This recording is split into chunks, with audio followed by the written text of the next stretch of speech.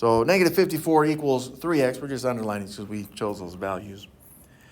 But I'm planning still on using a principle of equality to bring down the equal sign and the x. The problem right now is I've got 3x, or, and this will be important so that we know what we're trying to make, because we only have two options, zeros or ones. This is going to be 3 times x.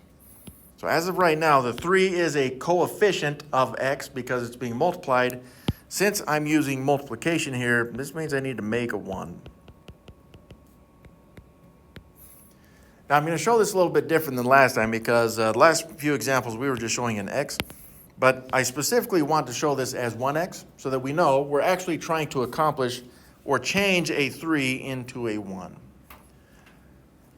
Now, because we're doing this, it's not, well, I know how to make a 3 a 1. But, again, this line is telling us we're using principles of equality, so if I do something to one side, I must also do it to the other side as well. So I'm going to take that 3, and how do I make a 3 a 1? I just divide it by itself. Because anything divided by itself is 1. And that means if the 3 were negative, I would divide it by negative 3 instead. But it's positive, so I'm dividing by positive 3. Now that means I've got to take the negative 54 and divide it by 3 as well. Okay, so a little bit of work here. I'm not worried about the negative because I got a negative divided by a positive, or just one negative makes the answer a negative. However you want to look at that. But I'll have to take the 54 and divide it by 3 because I don't have my 3 multiplication tables memorized up to 54. So starting with the 3 and the 5, I know 3 goes into 5 once. 1 times 3 is 3. So we have 2 remaining there. We'll drop the 4 to make it 24, and 3 will go into 24 8 times.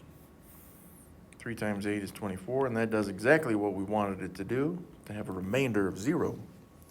Now that quotient 18 is our final answer right there, but with the negative sign. So x should be negative 18, and if you wanted to say, you know what, I just want to write it as negative 18 equals x, that's fine. It's like both of those are going to get you full credit. Okay, now that should work. It should work, which means I'm going to check.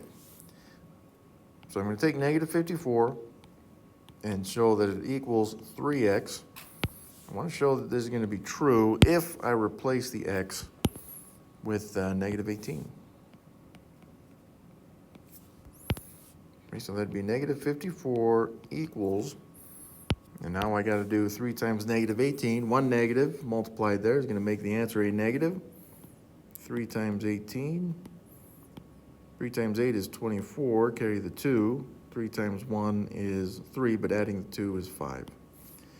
Pretty much we just did this long division backwards, but applying that negative makes it negative 54. Well, that's true. And since it is true, that means that we did in fact find the solution. Either way that you wrote it,